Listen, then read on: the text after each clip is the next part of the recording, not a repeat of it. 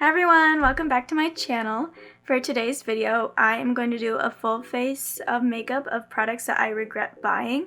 Whether it's because I don't really like how the product performs, I like something else better, or I just regret giving my money to the brand.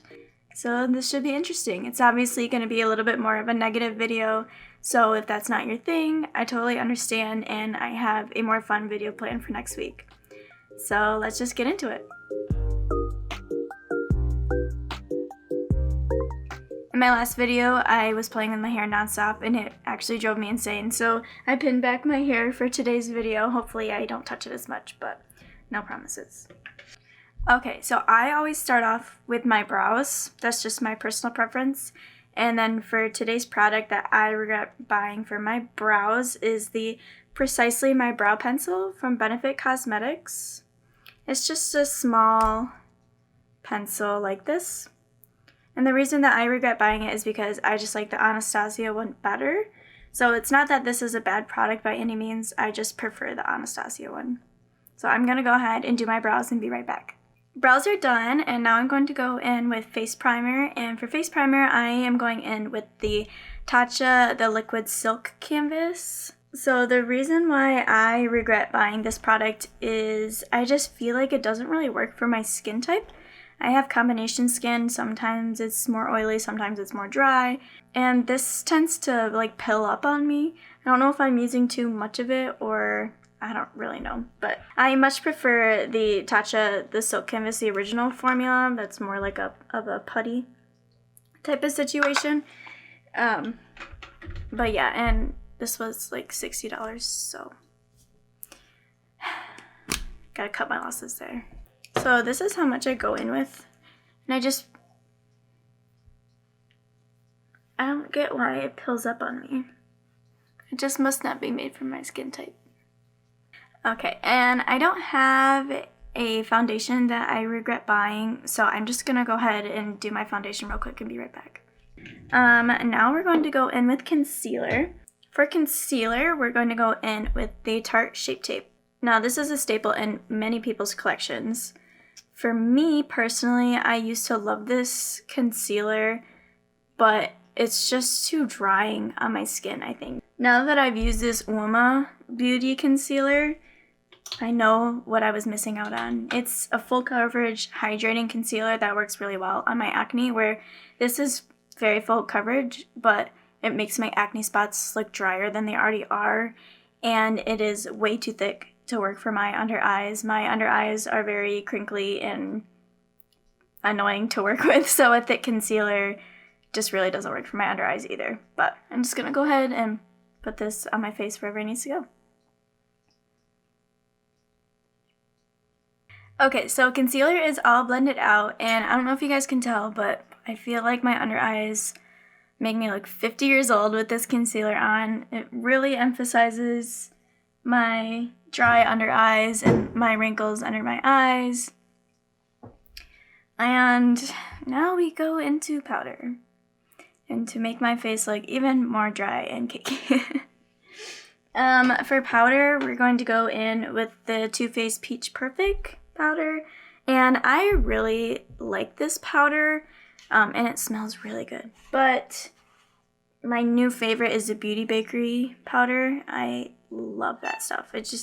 I feel like it's a little bit more hydrating and works a little bit better on my skin than this, although this does make my skin look really good as well and doesn't cling to any dry spots, but I just like the Beauty Bakery one better. And then I am just going to put powder underneath my eyes today because I feel like I look so dry and cakey all over my face already, so I'm just going to put it under my eyes and set my eyes. I still look 50 years old. Anything that made it worse. Okay, well, I'm going to prime my eyes, and we are going to go into eyeshadow and go into our first little bit more serious topic. Okay, eyes are primed, and before I go into the eyeshadow palette, I will just preface by saying this is the only time I will ever be showing this brand on my channel. I do not support what this brand stands for. I do not support the person behind the brand. And I fully regret my decision in ever giving this brand any of my money. And that brand is Jeffree Star Cosmetics. This is a Jawbreaker palette. Here's what it looks like. And before we go and start talking about the palette, I am going to be using only Morphe brushes for my eye look today because that's another brand that I regret putting my money into. I think that Morphe has shown over and over again that they only really care about consumers' money. They don't really like to live up to quality standards. They continuously do collaborations with problematic YouTubers, aka Jeffree Star, Jaclyn Hill. They don't collaborate a lot with people of color. I don't know. It's just not a brand that I personally want to give my money to. I understand why other people do. They're a fairly inexpensive brand, fairly inexpensive brushes. I just ordered a bunch of brushes from Sigma Beauty because I'm going to be giving away my Morphe brushes. All the stuff that's been going on with Jeffree Star and Shane Dawson and Morphe's involvement in that, I just don't want to be involved with that brand anymore. So, Jeffree Star. I'm going into the shade Good Morning all over my lid. Now, you are probably wondering why I am so against Jeffree Star, yet I own some of his products.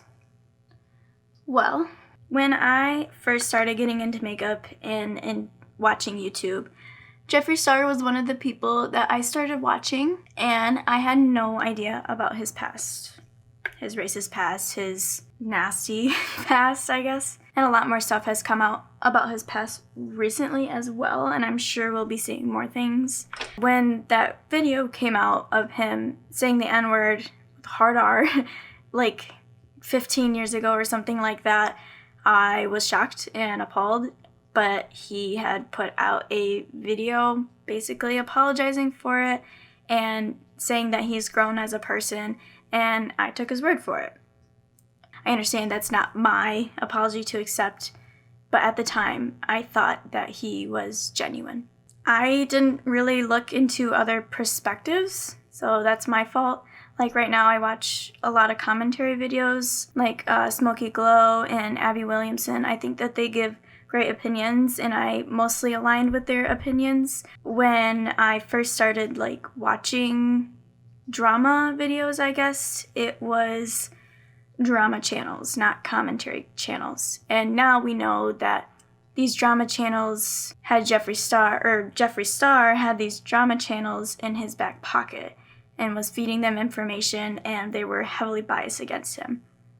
And I didn't know that at the time, so when I was watching these drama channels, of course, they were leaning more towards Jeffree Star being a good person. It was my fault for watching biased videos, even though at the time I didn't know that they were biased, and it's just recently come out that this is true, but there was speculation about it, and I should have, listened to my intuition better, and I didn't. I am going to go into Cherry Wet into my crease. So I should say that I started watching the commentary videos that exposed me to the reality of Jeffree Star this past fall, and this palette came out last summer. So a year ago, I thought that he was a changed and better person, and obviously I was very, very wrong in that. And people who defend Jeffree Star will say that it was in his past, he's grown, he's apologized, what more do you want? And to that I say, well, let's look at the present. Just a couple years ago, he called Jackie Aina, who is a black YouTube creator, a rat, which, So that was only a couple years ago. He's never addressed or apologized for that. Even if you want to believe that he is no longer racist, that is your opinion that you can have. But if you look at how he treats his fans, the people who give him money, the people who have given him this lifestyle that he has, this luxury lifestyle. If anyone, if you just look at his replies to his tweets, Someone will be like, I heard X, Y, and Z. Is this true? Can you please address this? Huge fan of you, love you so much. I just want to hear from your point of view. Like, that's what the reply will say. And he'll respond to that and be like, mind your own fucking business. How about that? To a fan. Like, you don't talk to your fans that way. You don't talk to the people who give you your livelihood that way. Like, all the other, like, terrible shit that he's done aside, that alone is so apparent on his social media. And if you don't believe all the other stuff, if you believe he's changed, that's your prerogative. But you can't deny that he is still doing this stuff today.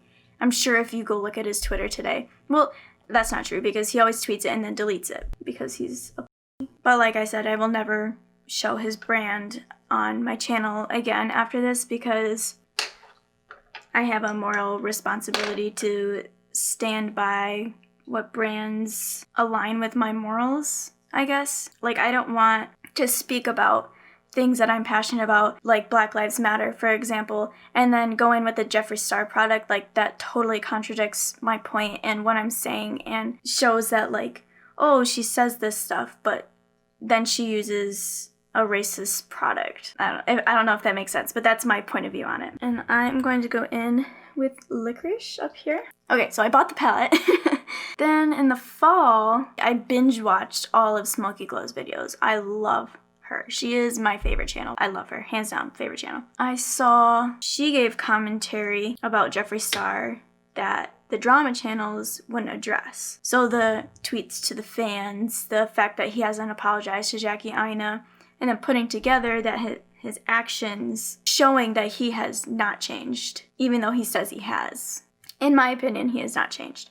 And she really opened my eyes to that. And after I watched her, I realized that I made a mistake in supporting him, and I unsubscribed, unfollowed him, and no longer supported him. Now, recently, so much has come out about Jeffree Star. I think that it's gonna get so much worse than what it is right now. Like, this is beyond just drama.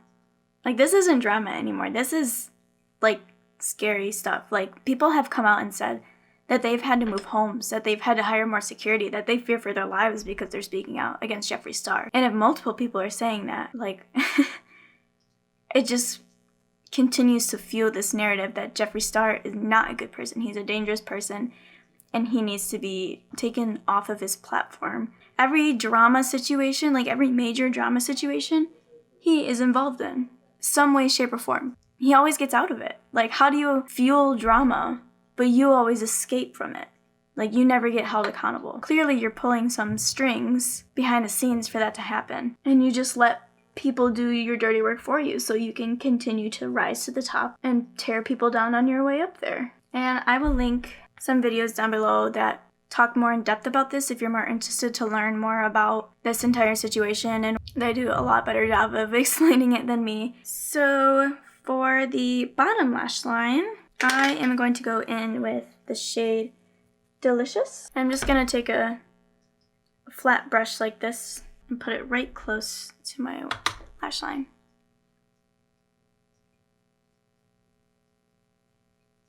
Okay, so I'm gonna blend my bottom lash line out more with the same shade that I used all over my lid, that Good Morning shade. I am going to go in with the shade Snack all over my lid. This is a really pretty shade. Okay, that shimmer shade is on, and then I'm just gonna go back in the inner corner with Licorice and just deepen that back up a little bit. Okay, and then I'm gonna go in with that same shade that I put on my bottom lash line, that Delicious shade, and put it on my top lash line to kind of make everything cohesive. So I think that this will be it for my eye look. So just to wrap up, Jeffree Star. For my lower lash line, I'm gonna go in with this Morphe white liner. Okay, now for a little bit lighter topics. For bronzer, I'm going to go in with the Anastasia Beverly Hills bronzer. I just don't like this product. My Fenty Beauty bronzer, or even my Butter bronzer from Physicians Formula, is way better than this formula, and this was like maybe $30. Yeah, I don't know, it's okay. I mean, it's fine, but I just prefer other products over this one. I just feel like it doesn't blend as easily as my other bronzers. God, my skin looks so dry. And then for blush, I got this The Balm Cosmetics blush. I think I got it in an Ipsy bag. I've only used it like once or twice. I think this color is just a little bit light for my liking. And it's kind of orangey. I like more pink blushes. Now for my next more controversial topic, the highlighter that I regret buying. Jaclyn Cosmetics. Now, don't get me wrong. I freaking love this. It is my everyday highlighter. I think it looks so good on my skin. I think it looks very glowy, like an internal glow instead of like highlighter right on your face, like sitting on top of your skin. I regret buying it because I don't think Jaclyn has shown that she can consistently put out good quality products. From my understanding, she's only had like 3 successful launches with all of the products that she's come out with. The Becca Champagne Pop Highlighter, her first Morphe Jaclyn Hill palette, and then this highlighter palette. Her eyeshadow palette with Becca, I heard was not great quality. Her Morphe Vault collection was very inconsistent and not great quality. Her lipsticks, geez, did she handle that very poorly. I didn't look too much into the second Morphe palette that she came out with, the big one, but I know that was met with a lot of controversy because, you know, she put out a video asking for sympathy and then she was like, please buy my product because I'm going through a hard time. Although I really love this product, I shouldn't have bought it because I shouldn't be supporting someone who puts out inconsistent product and doesn't really take accountability for it. Like her lipsticks, she never came out and said, like she said that she would be in the lab every day making sure the lipsticks were great. And then they came out and there was hair in every single lipstick and she was like, oh, it's the lab's fault. It's not my fault. Well, you said that you were in the lab every day, so your story's inconsistent. And this highlighter palette came out after the lipsticks came out, and it was just so pretty. And I really have a soft spot for Jaclyn because she's the reason why I got so into makeup, but I just don't think that I should have given her my business at the time. I think that she needs to prove herself a little bit more for me to give her more of my money. And I just want to say, like, whatever I talk about in this video, like, if you want to spend your money on something, then spend your money on something. I'm not going to tell you what to do with your money. These are just my opinions on the product, and most of them are just stupid reasons why I don't like them, but some of these I think have very valid reasons to not buy them. But if you don't agree with that and you don't agree with me, that's totally fine. Again, I'm not going to tell you how to spend your money. I'm also going to go in with Gleam on my inner corner. And then for my face, I mixed these top 2 products. And now I'm just going to curl my lashes and put some mascara on. You heard me rave about the mascara that I used in my last video, so I obviously don't regret buying that. So I'm just going to be right back with my mascara. For lips, I'm going to go in with this Kylie Cosmetics lip blush. I just hate this product. It's so drying. I don't like the formula.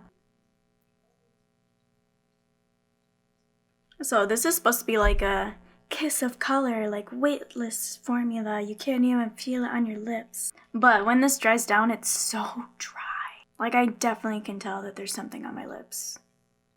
So, lastly, I'm going in with this Morphe Mattifying Continuous Setting Mist. Not only do I not support Morphe anymore, this product is not good. Now this product, which is totally empty, I like this, the original setting mist, but this matte one, I'm not a fan of.